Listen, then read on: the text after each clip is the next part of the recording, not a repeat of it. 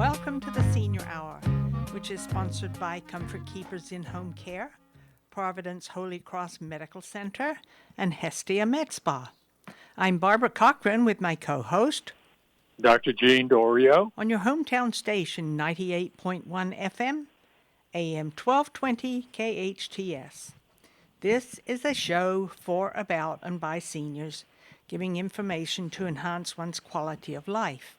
And speaking of quality of life, the one and only Dr. Thomas Palacki, our local chiropractor, is on tap today. It's good to be here. Yes. welcome, Yes. welcome, Thomas, welcome. Hi, Gene. How are you? Oh, great. I had a week off last week, and Barb covered for me. Nice. Do anything good? Yes. Robin and I were in Sacramento providing testimony to the State Assembly Health Committee. Oh, right on. A bill. Yeah, that bill we have talked about, AB 2338. Mm-hmm. And so it passed yesterday. The Health Committee was officially passed. So it moves on to the Assembly floor, I think, and then goes to the Senate. Awesome. Yeah, so we're learning a lot about legislation and how to negotiate Sacramento, and also get parking tickets. Oh no, sorry about that. Oh, I bet that cost a pretty penny, didn't it? Actually, no. They must have seen us getting out of the car and said, "Oh, those older adults, man, they sometimes can't read signs well." So they gave us a warning. Oh, well, you were lucky. And it even said on there, "Sorry for giving us a warning."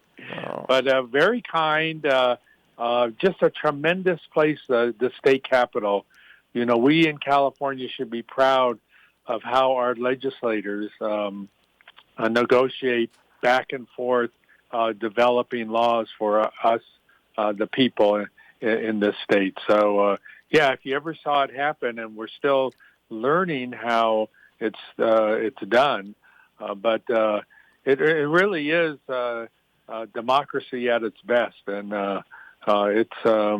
it's something to see and be a part of. So, thank you for covering for me, and we listened to the show on the way back down because we drove up, and so when we were driving down, we got the show on our telephone and listened to it as we came down. Thank you. Oh, that was great. I know. So technology, I will tell you, makes a huge difference across the board. So Thomas, how are you? How are things going? Have you made any changes in life and prognostications other than laws that are going to help our citizens? Because I know you're always thinking, and you're always out there doing things. It's great stuff that you do for our Santa Claritans. Yeah, thank you.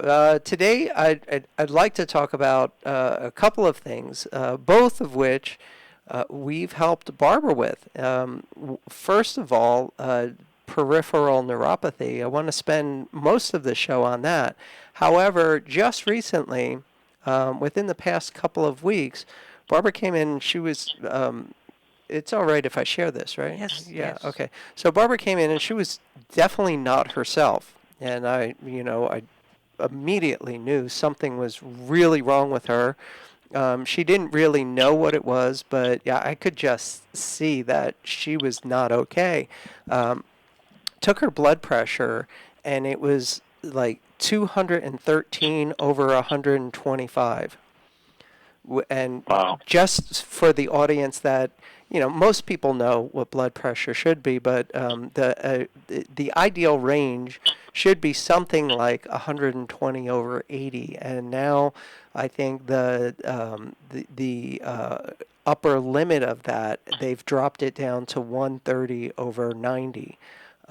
So once you start creeping above that range, risks increase quite fast as far as what can horribly go wrong in that kind of a situation. And when you see blood pressure nearly twice what it's supposed to be, you know something is really, really wrong. So Okay. that really caught my attention, and I spent some time trying to sort out a couple of things that I do in my office because, obviously I'm not a medical doctor, but I do have some things that actually can work on this. And I was happy when, by the time she left, I had her blood pressure down to like 160 over something like 90. And although that is, no one's going to be bragging about that, that is, as far as I'm concerned, no longer a medical emergency. So instead Right. of calling 911 and have her, spend several hours in the ER waiting to see what the heck that was all about, we were able to take it out of that literal medical emergency situation, just with some of the things that we do in our office. And I'd like to demonstrate that here today for the people who are tuning in on Facebook, because, I've looked at our show on Facebook, and it's, just us sitting here. It's not very dramatic. It doesn't really do much for the Facebook, for the people who are watching live. But I think this can be quite interesting. Now, I have no idea what the outcome is going to be. I don't. We have not arranged this in advance. I'm going to do a live blood pressure read on Barbara because I suspect that it is not ideal right now. We have gotten it from in just the past couple of weeks. We took it from when she came in at, let's just say, 210 over 120.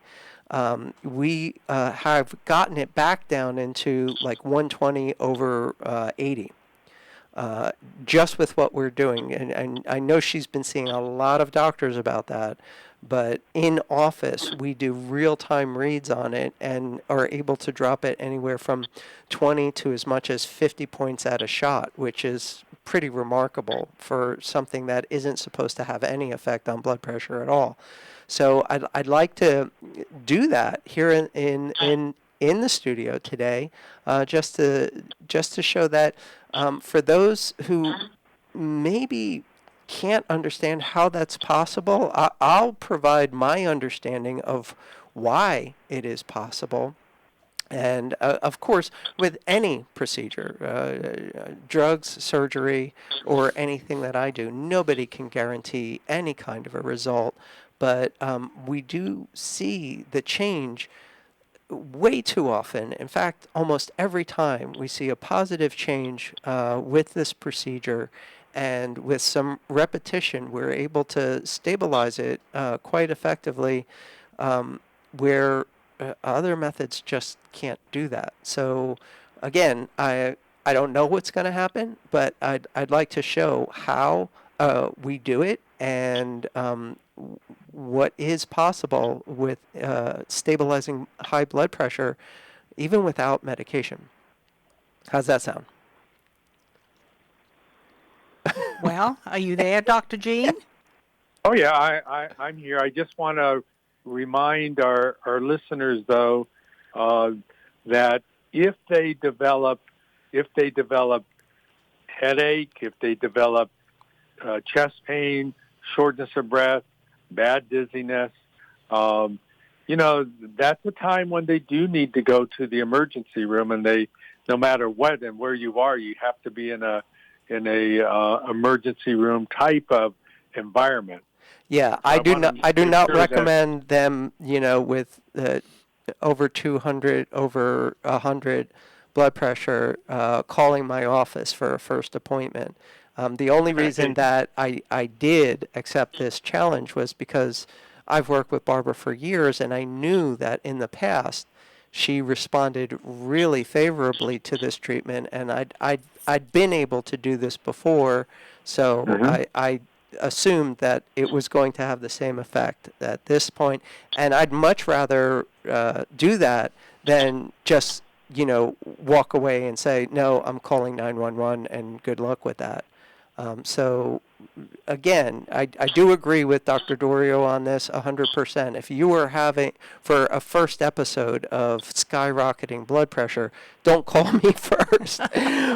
But if you... Well, I'm not sorry that I did.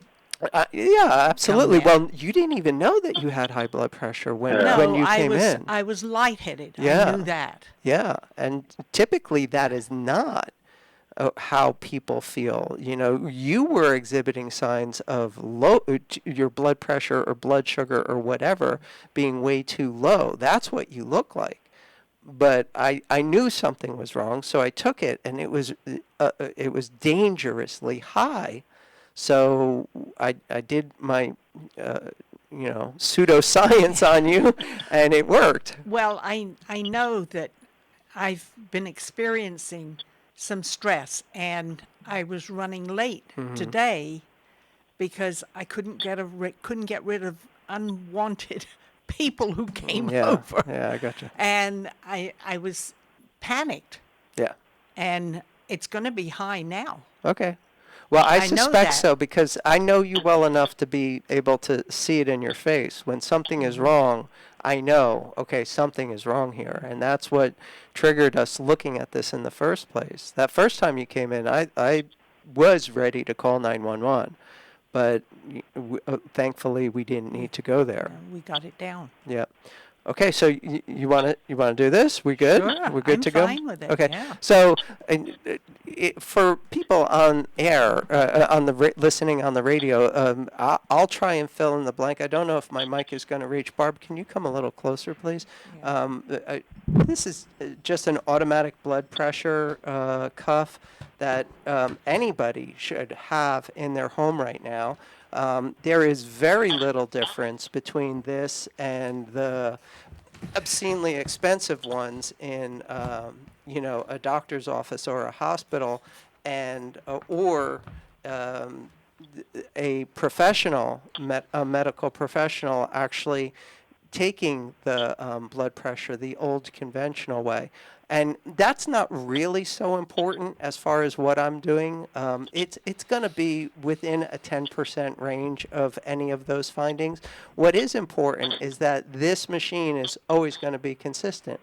So whenever you do any procedure, you want as few variables as possible. I wouldn't take it one way and then take it with a completely different method another time to check to see whether I was making any change or not. Whether this machine is 100% accurate or not is not the question or the important part. The important part is that it's always going to read the same.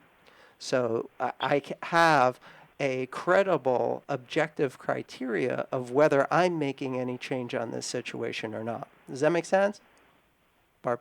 Yeah. Okay. Yeah. Well, I have a machine similar to this at home. Yeah, that yeah, I and take they my may not be calibrated. They may not read exactly the same as each other.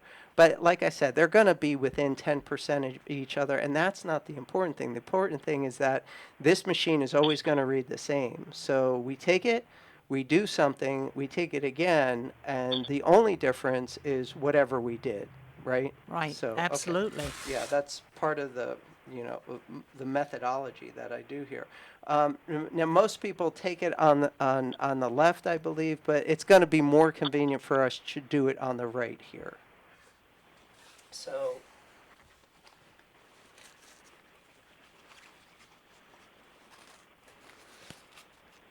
Why is it always taken on the left side? Well, I'm not exactly sure. Maybe Dr. Dorio can answer that question. There's something called subclavian steel that is an issue with some people.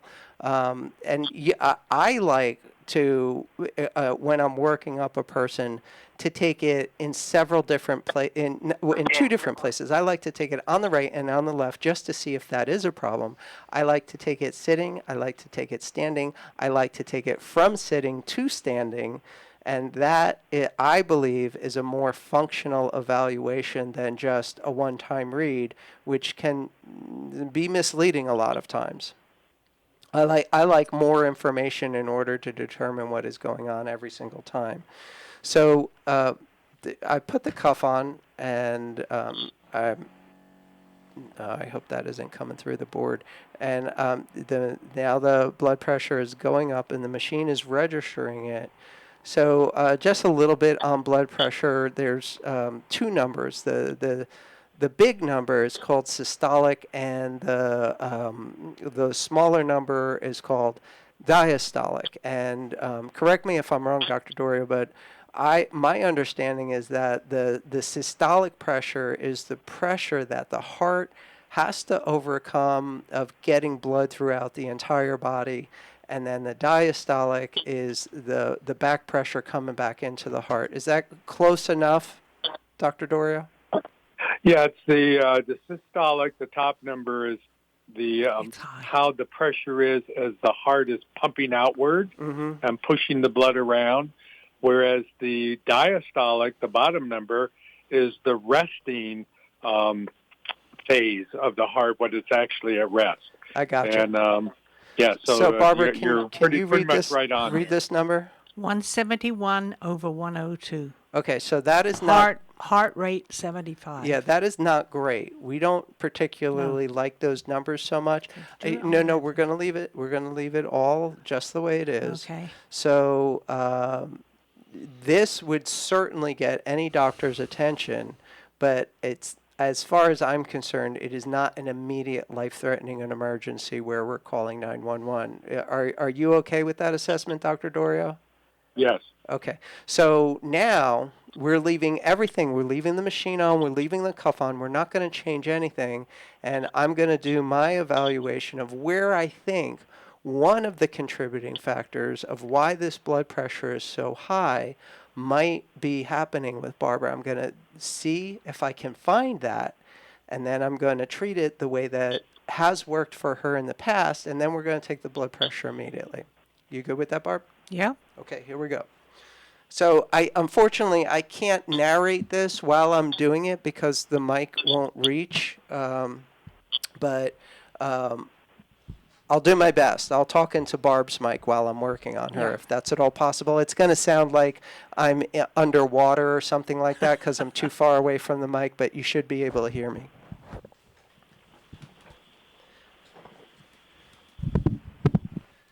Okay, can you hear me, Gene? I can hear you. Okay. All right. So one of the things that is not necessarily in the textbooks, and one of the things that medical doctors are not necessarily going to check for when they're looking at blood pressure, is there's a couple of issues in the neck. One is called the baroreceptors, like barometric pressure, like in the weather. And baroreceptors check the blood pressure going into the brain. And they're actually located in the neck. So it's kind of important for these baroreceptors to be firing good information back into the brain. And if they're not, the blood pressure can get out of control quite quickly. That's one of the theories on why treating the neck the way that I do, and I'll tell you in a second what is going on here, could possibly change blood pressure. There are a couple other theories that I'll get to in a second, but first I'd like to explain what's going on here. I have this little device. It just makes a very small mechanical impulse, like a tap, but I'm putting it on some very specific points on Barbara where I can feel a lot of stress in her neck. Now, she had fallen several weeks ago now, and I was treating a back injury that time, but I never thought that, oh, maybe I should check the neck as well, because the back injury was so obvious that I was treating that and she was responding well to it. But when she came in that day and was just really not herself at all, I decided to take the blood pressure. And when I went to this area that I'm working on right now, just tapping on these points of pressure in her neck with this device, I saw that very dangerously high blood pressure, and we were able to drop it, I think, 50 points right on the spot. And while we've kept it out of that dangerous range and even had it a few times in a normal range, it is still consistently high, and she still consistently presents with this pressure, this irritation, this injury, this neck injury that I believe happened when she fell. So from my point of view, as long as this injury is present and we haven't completely resolved it, she's going to experience a higher blood pressure than she's used to. And I know she is under the care of very good and competent doctors, but they just are, this is part of her overall care package that they just don't provide for her. So I'm just tapping these really, really tight and tender, or is it tender where I'm working? Well, sort of. Sort of Yeah, tender. sort of. These tight and tender joints in her spine that are close enough to the baroreceptors that it gets my attention. And again, those baroreceptors are how the brain perceives blood pressure in the brain, going to the brain, and makes some pretty dramatic changes if it doesn't like what it's seeing there. That's one of the theories on how this changes blood pressure. Another one is that whenever you have these joints that are irritated, aggravated, sometimes they're obvious and sometimes they're not. If you press into any of the joints of the neck, you're going to know whether they're not real happy or not. However, unless you do, you may not even know that you're having this. When these joints are irritated like this, all by themselves, even if there weren't those blood pressure sensors in the neck, all by themselves, they start feeding emergency information into the brain, and the brain automatically kicks into an emergency reaction, which, and blood pressure is one of those things that can be dramatically affected. So those are the two working theories that I have about why treating these neck injuries can dramatically change blood pressure. And we're going to see right now whether I'm right about that or not. And just to mention, I am watching on Facebook. There's about a 10-second delay. Okay. But so our audience realizes that you're on the back part of the neck, not the front part. Yes. Or even the side part of the neck, so that just people are aware that, we don't want people to be pressing on the neck, No. on the front part of the neck, or the front and side parts, because that's where the carotid vessel with the baroreceptors are. Yes, yes. And so, and that if there's happens to be any occlusion there, or even a little bit of a occlusion, you can make that occlusion or narrowing worse. Exactly. And even cause problems. So you have to be careful that. So just as I was looking on Facebook, that you're doing the back part of the neck, so our audience is aware of that. Yes, yes. So I'm going to tell you right now that made no change whatsoever in her blood pressure. That is not typically the response that I get. So I am going to look in another place where it could be coming from, because typically when we do treat in the office, it immediately drops something like 20 points. So I know there's something else going on here. Mm-hmm. And that's exactly what I said going into this. I never know. But I do have a methodology, and I do measure everything that I'm doing, and I have been doing this for over 30 years. So I'm not trying to demonstrate how to do this at home by any means whatsoever. Well, that little machine you have is not as effective as the big one you have in the office. It's not, but this is what I can bring here and work on you with. I know. So even though it's not as good as what we use in the office, it should produce a measurable change anyway. So we're going to... It didn't produce much. What was the reading? It's didn't hear the- it's still like 170 over 100, which we're not happy with. So 169 over 102. yeah, that change is not anything as far as I'm concerned. Now we have to go into break for a minute. So can we do that first, and then when we come back, we're going to try again? I'd rather do that than do this whole thing over the break. Yes, I think that's a good idea. I'm Barbara Cochran with my co-host, Dr. Jean Dorio, on your hometown station, 98.1 FM, AM 1220 KHTS. Welcome back to the Senior Hour. I'm Barbara Cochran with my co-host, Dr. Jean Dorio, on your hometown station, 98.1 FM, AM 1220 KHTS. And we're speaking with Dr. Thomas Pilecki, a local chiropractor who is also doing some functional treatment. Yeah. Yes, this is very interesting. Yeah, so I never assumed that anybody has been listening this whole time. So let me just recap. Barbara came in several weeks ago, not several, about 2 weeks ago, with very dangerously high blood pressure. And I was totally prepared to call 911. But I have treated her for years now. And occasionally she has had really high blood pressure in the past. Nothing like it was. It was actually over 200, over 100, and that is, by most people's standard, considered a medical emergency.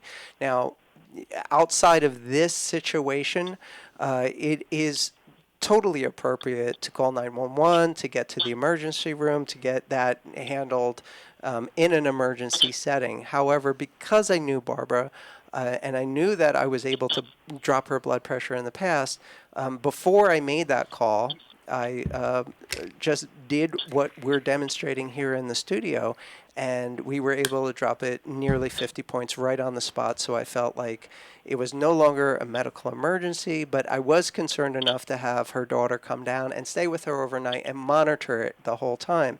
Now, over the course of the next 2 weeks leading up until today, she's been monitoring her blood pressure, and at times we've had it back down into a normal level. Now, all that being said, the whole time, she has been also medically managed. She is seeing a top cardiologist and GP taking care of this whole situation. So I know those bases are covered and they're being taken care of, but at the same time, I'm treating something that they are not. And before we went to break, I demonstrated what we did do in the office, and it, as I said, could happen. There was no change with what we did, but we're going to try again because, you know, nobody's perfect, and you never know what's going to happen with any procedure. But as long as you have objective criteria, you can keep working. As long as nothing is getting worse, it's safe to proceed and try something else. Make sense, Barb? Yes, absolutely. Okay. So Let's do it again. we already know that your number is nowhere near what we like. Your number right now is still right around 170 over 100, and the ideal range is something like 120 over 80. So we're going to see if we can change this at all. Well, at home when I've taken it, it's been as high as 145. Mm-hmm. And it's been as low as 131. Right, right. With the corresponding number being equally as low. Right. So that is, as far as I'm concerned, not even a concern. The old numbers used to be 140 over 90 before they even consider it high blood pressure. Those numbers have crept down over the years, and now we're looking at 130 over, I believe, 90 before they want to start trying to intervene with some kind of medication. Well, my lower number isn't that high. Anything over 90, I don't like. But Okay. when you came in that first time, that lower number was 120. That should be the top number, not the lower number. So, yes, if in the office that first day when you came in and I checked it for the first time, we weren't able to drop it like we did, I would have made that 911 call. You would have went straight to the emergency room. But since we did change it, I knew that this is part of the problem, not necessarily the whole thing, but I'm glad that I was able to help you with that. Yeah, and seeing these various doctors and doing these various procedures, we hope to find out what's causing it. Right. Because something is Right. causing it. Absolutely. But in the meantime, if I can keep it within a safe range, where the medication alone doesn't seem to be doing that for you, that's my contribution to this whole situation. Yes. Good? We're good? Yes, All right. absolutely. So let's see. Let me see if maybe I missed something in that first round, because I was finding a lot of tension in your neck and I was treating it the way that we always do in the office. But for whatever reason here in the studio, it is not dropping. And that can just be some, additional stress of being here and doing all that. But I'd like to see if we can in fact change anything. Absolutely. Let's try it again. Alrighty. Let's try it again. So again, it's going to sound like I'm underwater because I'm too far away from the mic.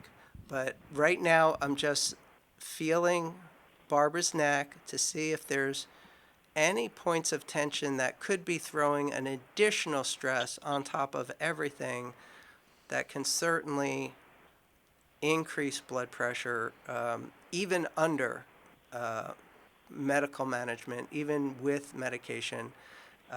These issues can still increase a blood pressure reading. So, and again, I'm feeling the back of her neck and feeling the joints in the back of her neck and seeing if there's any abnormal stress or tension there. I am not going to the front of her throat or anything. And again, I want to really emphasize that I've been doing this for over 30 years. This is not a how-to video. I do not recommend anybody try this at home. And the only reason that I'm even attempting this is because under much more controlled situations, we have seen this help Barbara tremendously.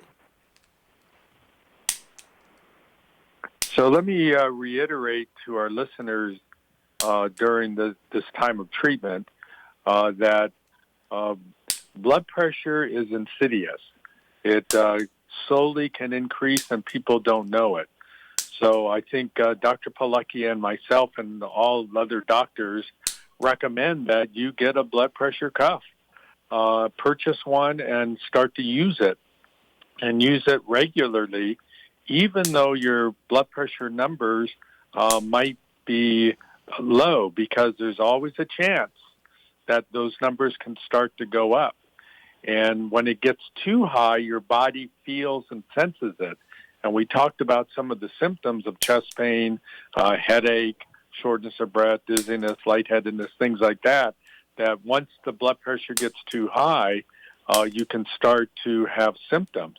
And sustained high blood pressure is the biggest problem. And so having a blood pressure cuff is one of the only ways of really knowing whether it is elevated. And there are machines that you can go to the drugstore and at Walmart and those places that you can take your blood pressure, but, they're not that as reliable. So everybody, if, there's a birthday coming up, Mother's Day coming up, Father's Day coming up, get a blood pressure cuff for your loved one, because that will help them and you be more relieved that the blood pressure is okay and normal. Many people get high blood pressure. We don't always know why. But once it develops or gets there, you need to know, because it could creep up on you and then cause problems. So as we're doing the treatment, and I see it that you're still working on her, Dr. Pilecki, but when we're done, we can take the blood pressure and see. But, taking blood pressure at home is a real easy thing to do if you do it consistently and with valuable information obtaining from it. Yeah, and I recommend, if people are on Amazon, just you want one that's in the $50 range. I think that is the lower level of a credible device. And then check the star rated reviews.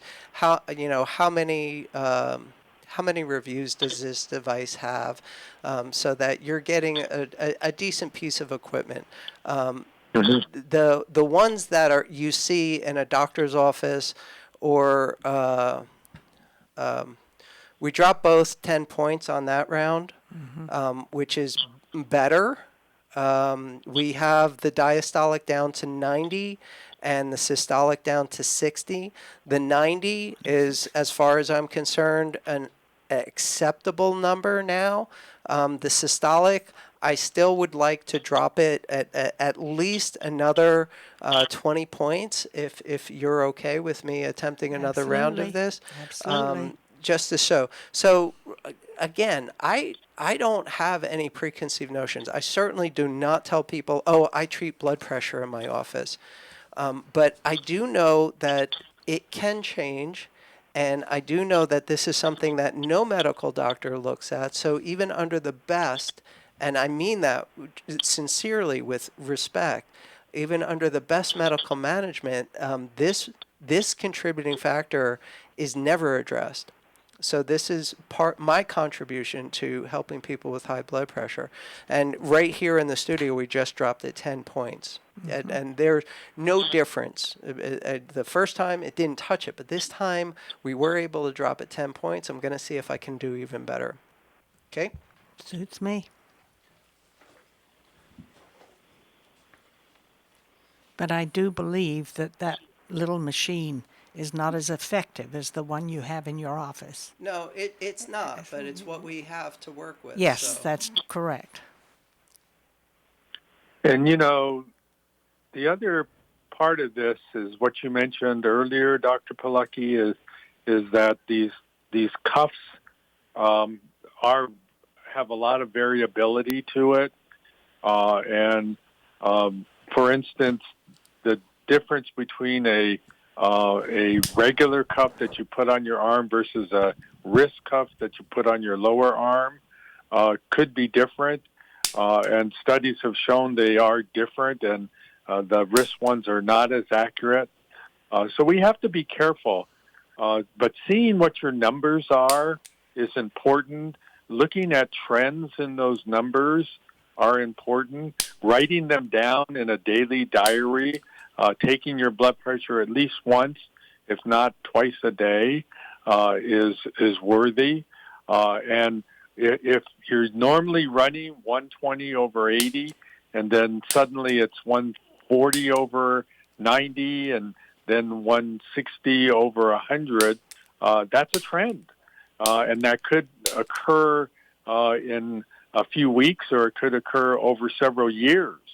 So monitoring one's blood pressure is critically important, and following how one's life is, because you can sustain your lifestyle by maintaining your personal activities and how you go about monitoring the things in your life, taking your temperature every day, taking your oxygen level every day, getting your pulse every day, getting your blood pressure every day, weighing yourself periodically. These are all things that are numbers and pieces of data that tell you how well your body is doing. And it's valuable to be able to have this knowledge, because in the long run, when there are differences or changes in those trends, you can note that, tell your doctor, or at least understand that these differences are occurring. And if you start to have symptoms, then you might start alluding back to your numbers, so that a professional can help you to figure out what might be going on in your body. Yeah. So,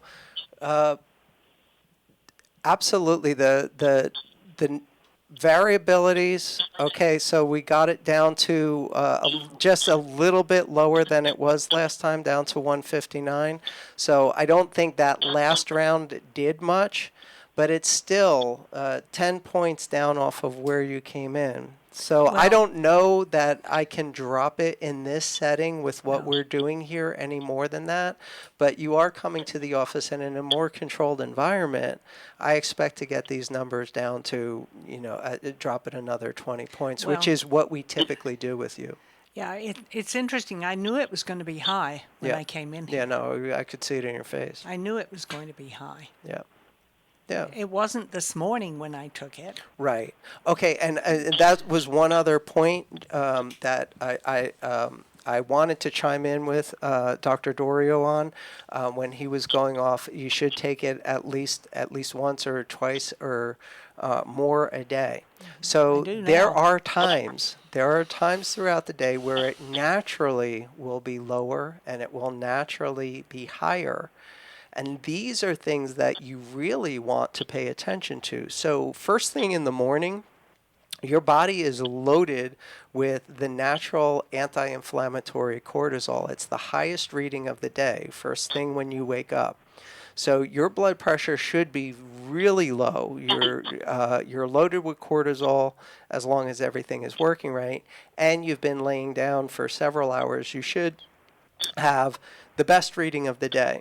Now, by noon, you've already expended a lot of cortisol, waking up, moving around, taking care, facing the day, all of that kind of stuff. So you can expect the blood pressure to be a little bit higher at a noontime reading.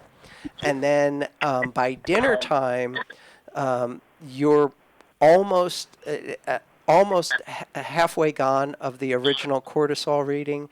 And by nighttime, you're almost depleted of your day's cortisol levels. The blood pressure is going to change throughout the day normally, Yes. and we'd like to see that. As long as the blood pressure is changing with cortisol levels, we know that they are in sync with each other. And if anything is other than that, that's when it gets my attention. Yeah. Well, we need to take a break, but let's continue this afterwards. I'm Barbara Cochran with my co-host, Dr. Jean Dorio, on your hometown station, 98.1 FM, AM 1220 KHTS. Welcome back to the Senior Hour. I'm Barbara Cochran with my co-host, Dr. Jean Dorio, on your hometown station, 98.1 FM, AM 1220 KHTS. And we're speaking with the one and only Dr. Thomas Palucki, a local chiropractor. Wow, what an hour. Yeah, so we never even got to peripheral neuropathy. The reason that I wanted to touch base on that is because we've also been able to help you with that. You had Yes. a bad case of it after some chemotherapy, and at points we have totally eliminated it. It does come back a little bit Every here and once in there a while. for you, but we're able to knock it back down. And that's what I wanted to do, talk about on the show today, because that is the article that the website, the Hometown Station website, is going to post today that I write for them. However, I thought it was more relevant that we talked about the blood pressure because it is a real-time issue for you. The neuropathy Yes. hasn't been a problem pretty much this whole year, but the blood pressure was a big problem for you. And when you came in that first time, it was actually a medical emergency, and I was totally prepared to call 911 and I get know, you you to told me that. get to the emergency room. And in the office, we were able to treat you and drop it 50 points right there on the spot. So I felt a little bit better about it, but I wasn't convinced that that you were completely out of the woods. So we had your daughter come down and spend the night with you and monitor your blood pressure throughout the whole thing. And you came back the next day, and it was still in a much more reasonable range, no longer a medical emergency, and it has not creeped up to that level since we No. started working on this. It has not. Even under the excellent medical care of your medical doctors, your blood pressure should never be that high. So I was happy to contribute my treatment to the process and get it down into a range where you don't have to worry about going to the emergency room. We're out of time. So can you guys sign off? Can you give us your And I'll follow you to your office. Right. Phone number is 753-9340. Yes, I know. 753-9340. Dr. Thomas Pilecki, thanks again for being on the show, giving some functional treatment for Barbara. We really appreciate it. Thank you so much. Yes. Thank you. We are sponsored by Comfort Keepers in Home Care, Providence Holy Cross Medical Center, and Hestia Med Spa. Listen to us next week on the Senior Hour. Now go and enhance your quality of life.